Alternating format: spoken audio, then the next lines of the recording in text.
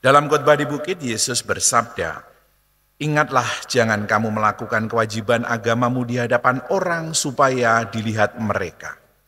Karena jika demikian, kamu tidak beroleh upah dari Bapamu yang di surga. Jadi apabila engkau bersedekah, janganlah engkau menggembar-gemborkan hal itu, seperti yang dilakukan orang munafik di rumah ibadat dan di lorong, supaya dipuji orang. Sesungguhnya aku berkata kepadamu, mereka sudah mendapat upahnya. Tetapi jika engkau memberi sedekah, janganlah diketahui tangan kirimu apa yang dilakukan tangan kananmu. Hendaklah sedekahmu itu diberikan dengan tersembunyi, maka Bapamu yang melihat yang tersembunyi akan membalasnya kepadamu. Apabila kamu berdoa, janganlah berbuat seperti orang munafik. Mereka suka mengucapkan doanya dengan berdiri di rumah-rumah ibadah dan pada tikungan-tikungan jalan raya, supaya dilihat orang. Sesungguhnya aku berkata kepadamu, mereka sudah mendapat upahnya. Tetapi jika engkau berdoa, masuklah ke dalam kamarmu, tutuplah pintu dan berdoalah kepada Bapamu yang ada di tempat tersembunyi. Dengan demikian Bapamu yang melihat yang tersembunyi akan membalasnya kepadamu. Apabila kamu berpuasa, janganlah muram mukamu seperti orang munafik. Mereka mengubah air mukanya supaya orang melihat bahwa mereka sedang berpuasa. Sesungguhnya aku berkata kepadamu, mereka sudah mendapat upahnya. Tetapi apabila engkau berpuasa, minyailah kepalamu dan cucilah mukamu, supaya jangan dilihat orang bahwa engkau sedang berpuasa, melainkan hanya oleh Bapamu yang ada di tempat tersembunyi. Maka Bapamu yang melihat yang tersembunyi akan membalasnya kepadamu." Demikianlah sabda Tuhan. Terpujilah.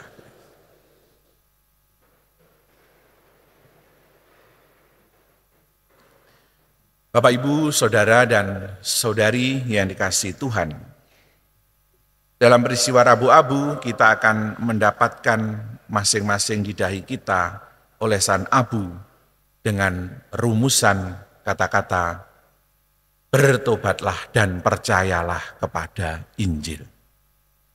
Sebuah pesan yang menyertai olesan abu itu mengingatkan kita bahwa kita itu berdosa dan kita diajak untuk kembali kepada jalan Injil, yaitu jalan pertobatan. Manusia sejak awal diciptakan dari debu tanah. Mengapa kemudian tidak diciptakan dengan materi yang lain? Apakah dengan batu atau apalagi dengan yang harganya mahal, intan, permata, emas? Tentu bukan karena tidak ada materi itu Allah mencipta. Juga bukan karena adanya itu tidak ada yang lain lalu Allah mencipta, bukan.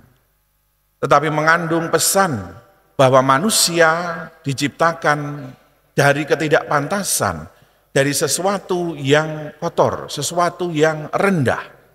Tetapi Allah menciptakan manusia kemudian menjadi secitra dengannya, suatu martabat yang luhur yang diberikan oleh Allah kepada makhluk yang diciptakannya, yaitu manusia. Dalam keluhuran itulah manusia dipanggil untuk menjadi ciptaan di antara ciptaan yang lain, yang memiliki tugas untuk menjaga kebaikan di mana Allah menciptakan segala sesuatu itu sejak awal mula baik adanya. Tetapi karena dosalah kemudian manusia menjadi kemudian begitu rendah. Manusia karena dosa-dosa yang dilakukannya dalam kehidupannya mengalami kesengsaraan, jatuh bangun, dan juga banyak kesulitan.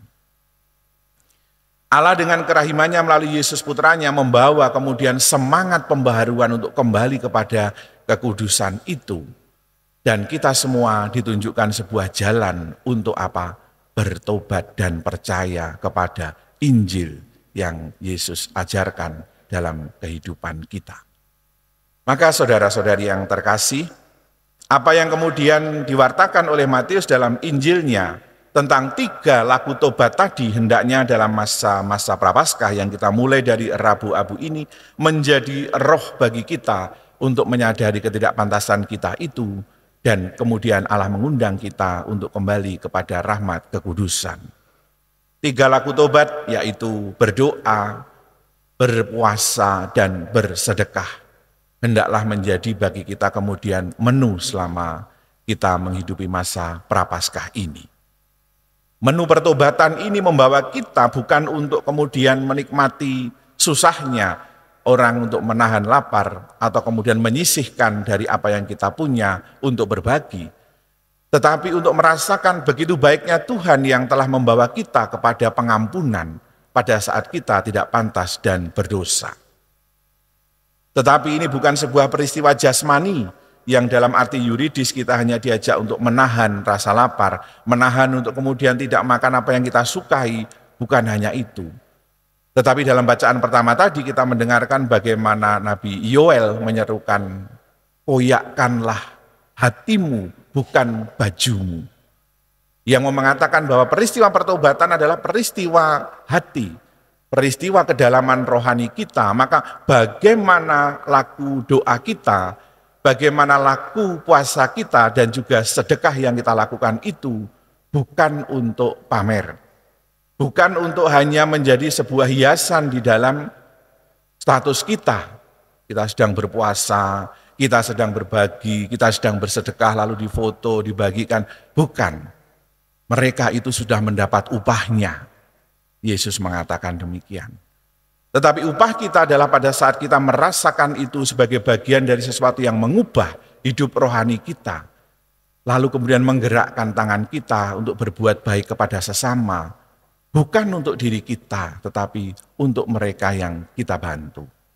Mari pada saat kita berdoa, kita ingat relasi kita adalah relasi kita dengan Tuhan. Maka hanya kita dengan Tuhanlah yang berjumpa di dalam doa itu. Pada saat kita berpuasa pun, marilah pada saat kita kemudian mengekang hawa nafsu kita untuk segala hal yang buruk itu, kita ingin segala sesuatu di sekeliling kita menjadi lebih baik. Pada saat kita berbagi dengan sesama, mari kita melihat bahwa mereka adalah bagian dari cara Tuhan untuk membawa kita pada langkah pertobatan dengan cara berbagi, dengan cara bersedekah. Hanya Tuhan yang tahu apa yang kita buat, maka kita akan mendapat upahnya. Mari para saudara kita koyakkan hati kita bukan baju kita, agar apa yang kita lakukan di dalam masa tobat ini sungguh-sungguh menjadi intensi yang kita lakukan di dalam perubahan diri kita untuk menjadi pribadi yang lebih baik dan pantas di hadapan Tuhan.